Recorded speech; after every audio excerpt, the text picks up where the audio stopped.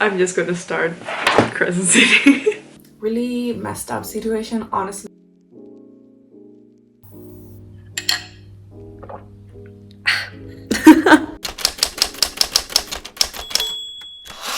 Hello vlog, I hope you're doing amazing. I hope you're all having a great day. I just wanted to take a moment, a little pause, and tell you all about the books that I want to read in March, even though it's already like the middle of March. But I have a few you probably already saw, which is The Seven Husbands of Evelyn Hugo. I already started this and really enjoying it. If you've been on BookTube, Bookstagram, anywhere you have seen this book, it's there for a reason, and I'm finally reading it. Of War Prince and City of Lost Souls, which are my next Shadowhunter books, just to start reading all of them again. I can't wait to get to the new trilogies that I haven't read. These are both rereads. I want to continue with Everything I Know About Love by Dolly Alderton.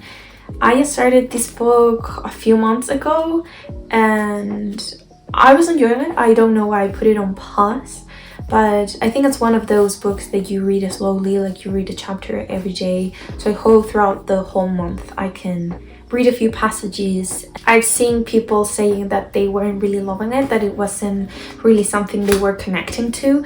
So I just want to see. I want to see, because from first glance it sounds like something I won't connect with. And then these are like the ones that I want to try to get into, which is This Violin Dies and Our Violin Ends by Chloe Wong. I have these books for a while. Well, this one is a new purchase, but everyone seems to adore this duology, and it's been a while since I read a young adult fantasy series, like I started a new one. Romeo and Juliet retelling, Enemies to Lovers, of course. And then these two, which are both purple, I just realized, which is The Burning God, third book in the Poppy War series, and Starfish by Kemi Dawn Bowman, a book that I know I'm gonna adore, but I always keep putting off. I don't know why. I'm a bit scared of reading it, but I know I'm gonna love it. So what am I trying to do? Let me know what you're planning to read on March. I normally don't set TBRs because I'm a mood reader. Just wanted to show you what I'm in the mood for, you know? Big pile of books for this month. Just hope I can make it. Let's put them back on the shelf.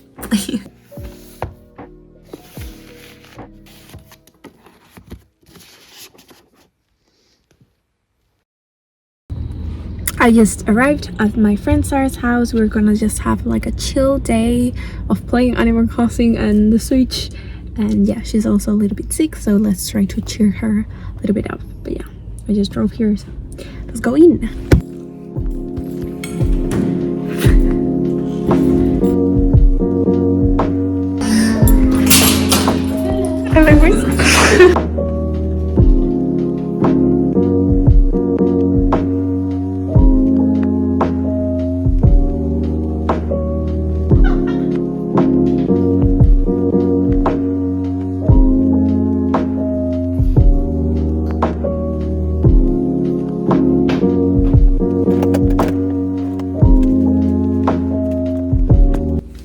There's this streak, well, Michelle.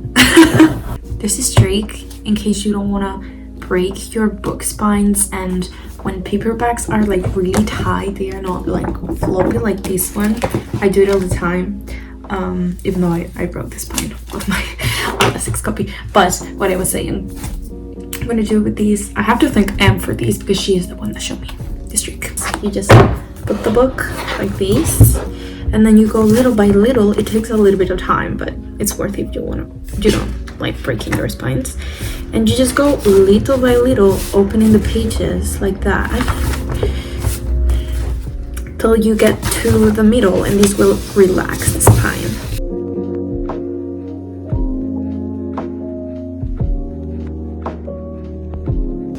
This one's taking forever.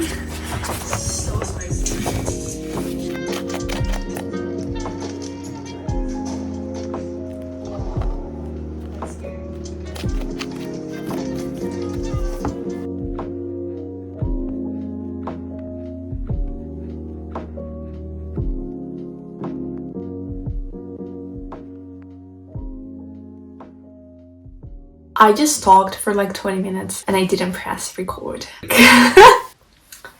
Freak. There's a few books I've read recently that I never really talked to you because I never uploaded the blogs. So here's a little segment of books that I recently read I never talked about. First book I want to talk about is Such a Fine Age by Kylie Reid. I really like how the plot sounded, which is about a black woman that babysits this white kid, and she goes into these really high-end grocery stores, and people there call the security guard because they think she kidnapped the baby. Really messed up situation, honestly. So I thought the plot was gonna surround that.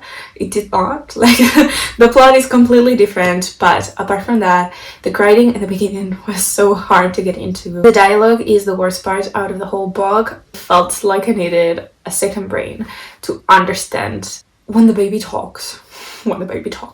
But apart from that, I was really entertained. I love the topics that it talks about, like white saviorism, and I don't know if it's pronounced like that. Disgusted by the white people in this and how they treated Amira, but Amira also got in my nerves. You cannot complain about your life without doing something to fix it. Overall, I'm gonna give it a 3.5 stars because even though the writing wasn't for me, it is a debut novel and I did read it in like 2 days, which it's entertaining of some sort. I wouldn't have finished it if I didn't like it. The next book I read, I finally gave in. It's Crescent City. Well, House of Earth and Blood by Sarah J. Maas. Of course, the hype around the second book got to me and I decided to start it. It was like really out of nowhere in the middle of spring, so I was like, should I start it? Okay. This is so iconic. I'm with the girl. That's right. We've been talking for hours about Avatar theories and what's gonna happen in the next books and stuff. I'm just gonna start Crescent City. I'm literally excited. Let's do it. Oh Let's just my do god. it. And I did. What can I tell you about this book? Weirdly, one of the things that put people off out of the book was the world building at the beginning. The first 200 pages are just world building, but it was my favorite part out of the whole book, how she created this urban fantasy world that felt so real. I think that's something that Sarah J. Maas writing, taking away the plot and how people don't really like her type of plots. She has a way of creating characters and like world that makes everything feel so realistic and you get so emotionally attached to it. There are like a few details now and then that you wouldn't even think about, but she included it, making the world feel so real, and that was definitely my favorite part. I did like the plot, I did like the characters, but what I did not enjoy either was the last part of the book. The last third, the last 200 pages felt so rushed. It felt like I needed a little bit of time to breathe.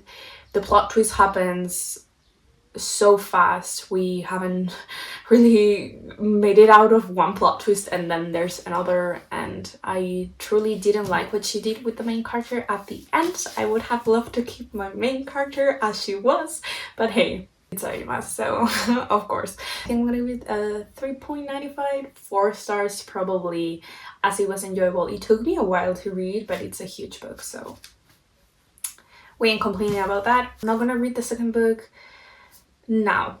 We'll wait a little bit. I don't feel the need to pick it up right now. I think she has evolved a little bit as a writer. I liked how she incorporated this satire element of the main lady, like our female lead, hating on alpha males, which is what she has created before. And then the last book I read, well, actually listened to, is The XX. Freak, I forgot the name. Sorry, Arthur. I forgot the name. This is like a romance magical book where the main characters are witches.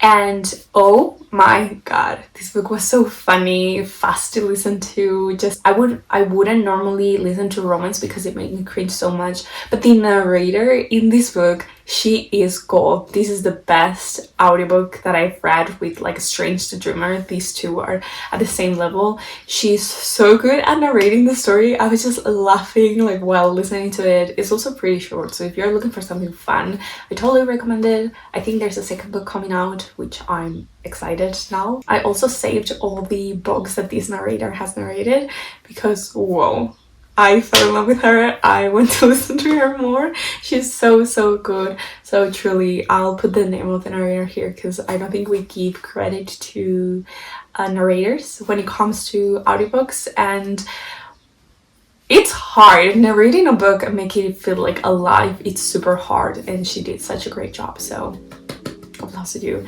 And those are the 3 books that I read recently. Let's continue with the vlog.